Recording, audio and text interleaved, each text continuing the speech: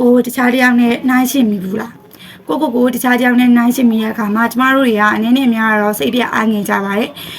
တခြားတယောက်ရဲ့အောင်မြင်မှုတွေ social media ပေါ်မှာတွေ့ရတဲ့လူတွေရဲ့အောင်မြင်မှုတွေသူတို့ရဲ့ပတ်စံရှာနိုင်တဲ့ဟာတွေသူတို့ရဲ့အောင်မြင်တဲ့အရာတွေသူတို့ဘဝရဲ့အဆင်ပြေမှုတွေကိုကြည့်ပြီးတော့ကိုယ့်ဘဝရဲ့အဆင်မပြေမှုတွေနဲ့တိုင်းတာရဲကိုရှာနိုင်တဲ့ပတ်စံပမာဏနဲ့တိုင်းတာရဲကိုယ့်ရဲ့အောင်မြင်တွေကိုလုံနေတဲ့အနေထားနဲ့တိုင်းတာပြီးတော့ကိုအားမရဖြစ်တာရဲကိုအားငယ်တာအဲ့လိုမျိုးတွေဖြစ်ပါရဲ့ပေါ့နော်ကျမကိုယ်တိုင်လည်းဖြစ်ပူပါတယ်အဲ့လိုမျိုးဖြစ်တဲ့အခါမှာကျမအားပေးရဲ့စကားလုံးလေးတစ်လုံးရှိပါတယ်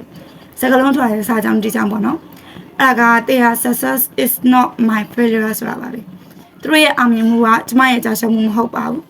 ကျမတို့ရဲ့အားလုံးကတခြားသူတွေရဲ့အောင်မြင်မှုကိုကြည့်ပြီးလို့ရှိရင်သူတို့ရဲ့အောင်မြင်နေတာကိုကြည့်ပြီးကိုနှိုင်းချင်လိုက်တယ်အဲ့ဒီခါမှာပဲသူတို့ရဲ့အောင်မြင်တာကကိုအတွက်ကြာရှုံးနေတယ်လို့မျိုးဖြစ်နေတာပေါ့နော်နည်းနည်းလေးတော့ရည်ရကောင်းပါရဲ့အဲ့လိုလဲဆိုတော့ကျမတို့ရဲ့အောင်မြင်ခြင်းကြာရှုံးခြင်းကတကယ်တမ်းတော့ဘယ်သူနဲ့မှသက်ဆိုင်နေတာမဟုတ်ပါဘူးကျမတို့နဲ့ပဲသက်ဆိုင်နေတာပါအဲ့တော့အခုလက်ရှိမှာပေါ့နော်ကိုနိုင်ရှိနေမိရဲ့လူတွေရှိရဲ့ကိုတခြားတယောက်နဲ့နိုင်ရှိနေပြီးတော့တိမ်ငယ်နေမိရဲ့ကိုရဲ့လုံးနိုင်စွမ်းနေပေါ်မှာတ냐ဝင်နေမိရဲ့လူတွေရှိလို့ရှိရင်ဒီစာကြောင်းလေးကိုတတိရလိုက်ပါသူရဲ့အောင်မြင်မှုကနည်းငယ်ကြာရှုံးမှုမဟုတ်ပါဘူး